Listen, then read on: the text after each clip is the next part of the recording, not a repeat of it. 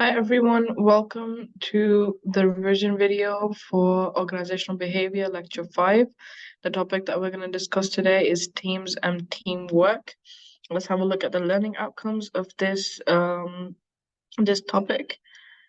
Okay, let's start by seeing the advantage of working as a team. So the first advantage is speed and cost of effectiveness. Then there's a lot of learning. So if there's people are parts of a team, they could learn a lot from each other. There's innovation because the more people you have, the more ideas you can get. There's a lot of innovation and you can process a lot of information. You can divide the information that you have to process. You can divide tasks, and there's more productivity. That means there's more results. Now let's have the difference. There's a difference between teams and groups. So the previous topic was groups, and now let's see what the difference between these two are. Um, when we look at a team, they have a shared goal. They are interacting to achieve those goals. The roles are interdependent and defined, so everyone has clear knowledge of what they're meant to do, what they're expected to do, and they have an organizational identity as a team with a defined function. Um, Now, when we look at team effectiveness, you need to see the staffing decision. You need to see if you want to spread around the talent or you want to concentrate the talent. Now, for example, you are the manager and you have a group of, let's say you have 50 people.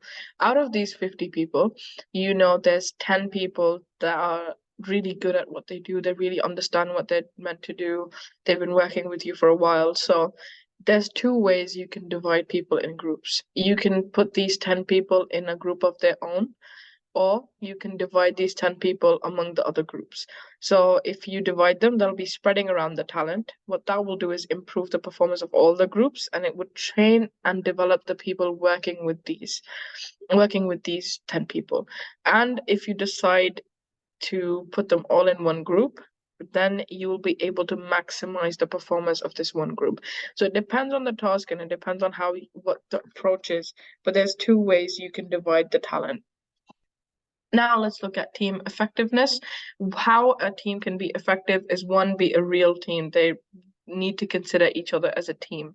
They should have a compelling direction. They should know where they're headed. They should be aware of what the goals are that need to be met. They should have an enabling structure. That means people should be supporting each other. They should have a supportive organizational context. That means the organization itself should be supporting them, and they should have access to expert coaching. Now, when we look at roles, there's different roles. There's task, there's social, and there's boundary. So let's have a look at these roles. So there's do roles, there's think roles, and there's social roles. This is according to Belbin's theory. So the do roles are implementing, shaping, completing, or finishing. The think roles are specialist, monitor, evaluator, and plant. And the social roles are resource investigator, team worker, and coordinator. Now, there's different types of teams.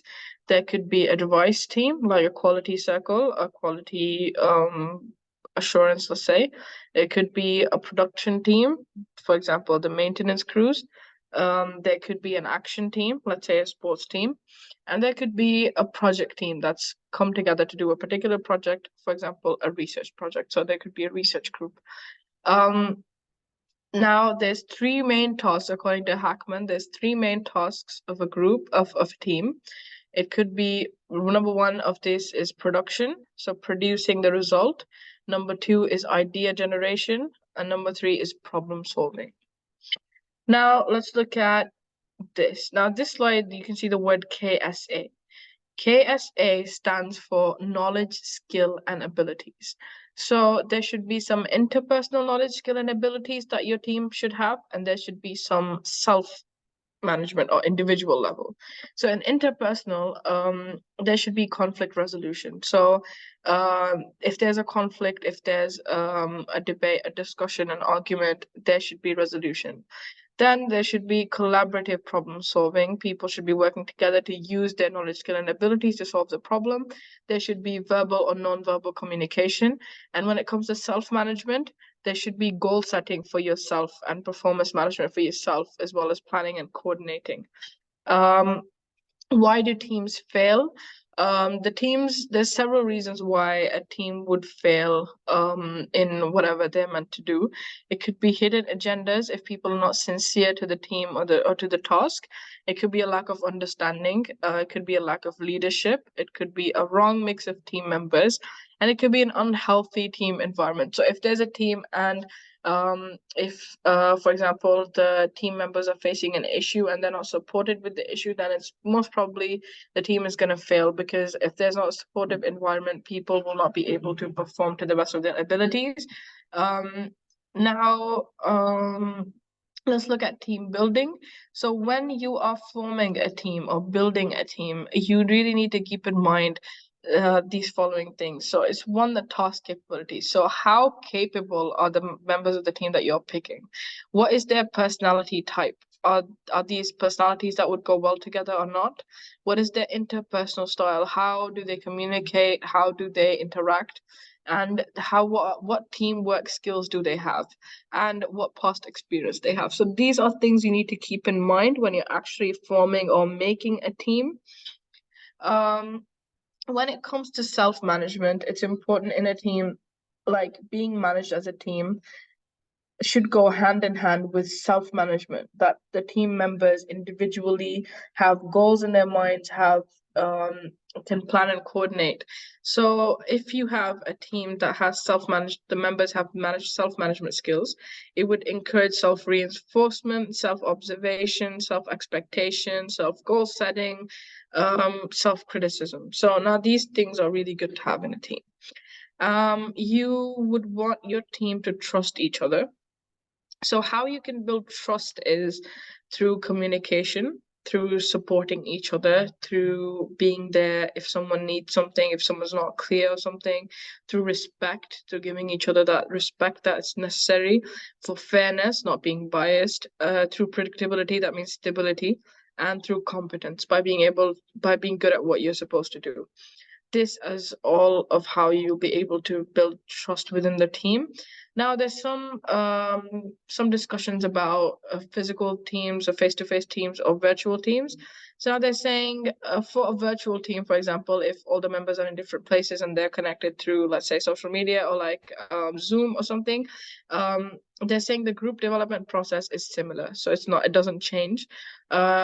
Now, the chat room, or for example, Zoom or Team, could create more work and could result to poorer decisions. That could be due to, let's say, losing connection, let's say not clearly be able to communicate, not understanding body language that face-to-face teams do. However, there should be training of these softwares that help you interact as a team, and inspirational leadership has a positive impact on brainstorming. Next, face-to-face groups are reported to have a higher degree of satisfaction. They seem more satisfied with their team. The exchange of information is the same across both different types, and conflict management could be a bit difficult when it's virtual. So if there's no synchronization, it could be difficult to manage conflicts within virtual teams. That is all for this topic. If you have any questions, please feel free to email me. I'll have my email right here.